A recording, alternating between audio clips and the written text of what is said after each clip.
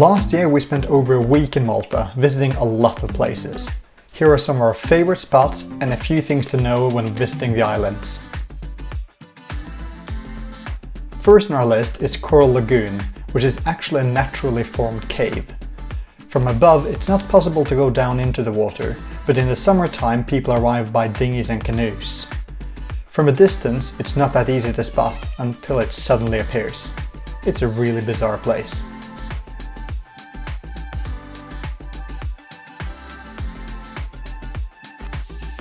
Popeye may not be particularly popular these days, but it's something almost everyone has heard of. In 1980, a musical comedy movie was made and it was shot here in Malta. It was before the time of computer-generated images and fancy technology, so they simply built an entire village for the film set. This village still stands today and is quite a sight.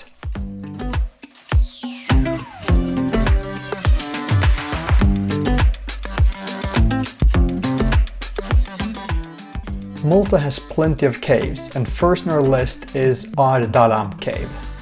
Not only is it a huge cave, it contains bone remains of animals that have become extinct in Malta. A huge amount of bones has also been removed from the cave and placed in the exhibition at the entrance.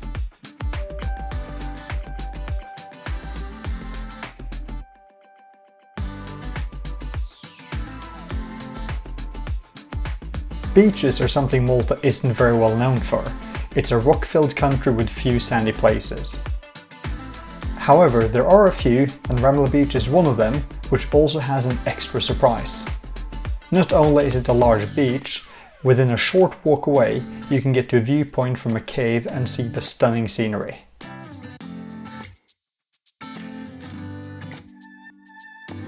Yes, more caves. Għar Hasan cave is massive and right on the cliff edge going straight down. The initial cave is closed off shortly after entering, but on the left side it's possible to go further. As we weren't sure how structurally stable it was, we didn't dare venture into the end and decided to turn around before our luck ran out.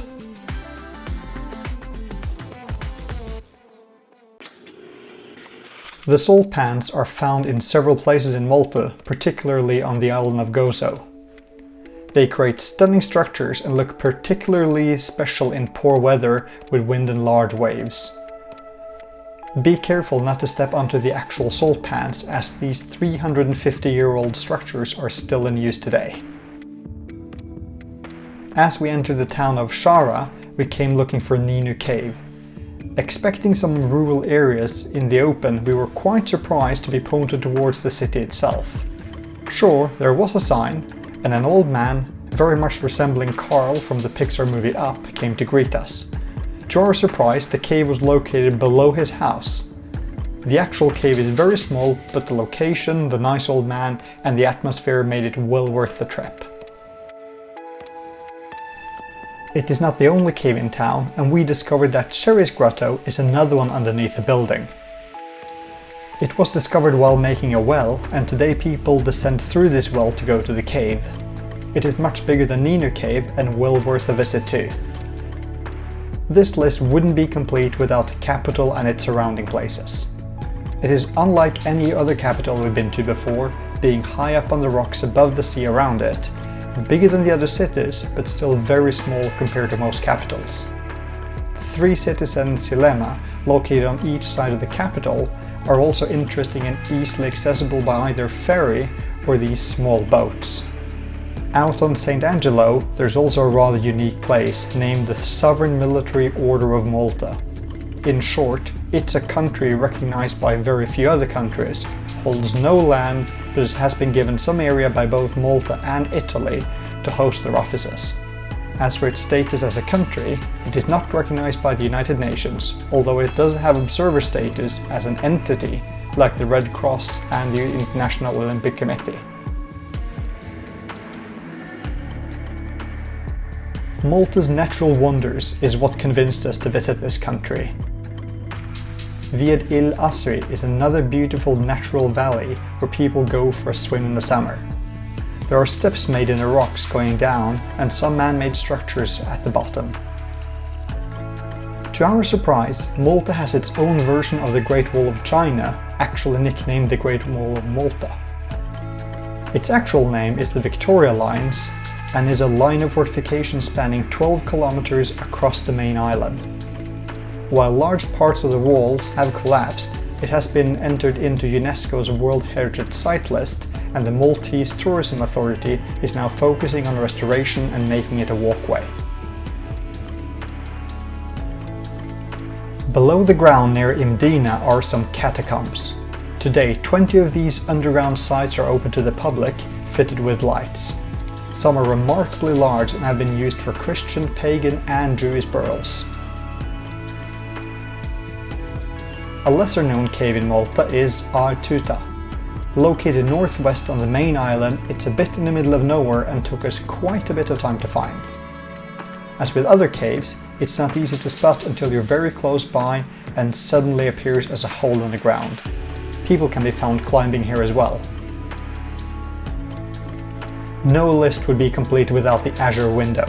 It used to be the landmark of Malta, but collapsed during bad weather in 2017, after a long time of erosion, suspected to have been accelerated by climate change. While the arch is completely gone today, the place is still worth a visit. There is a museum showing the history and erosion of the arch, as well as the local fauna. An inland sea is connected to the ocean through a narrow cave, and you can go through it in a boat. Overall, the landscape is still quite unique and still worth a visit. Speaking of natural stone arches, Wied Il Mielah is another one that is still intact. It may not be as spectacular as the Azure Window once was, but it is a lot less known and a spectacular sight for photos. While spending time in Gozo, Xlendi is a place to spend the night. There are hotels by the water and a trail along the rock edge for some nice views of the town.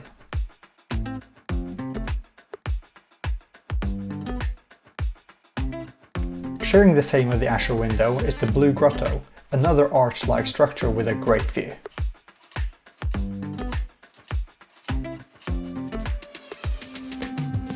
Alongside Valletta, Mdina is one of the most popular cities to visit.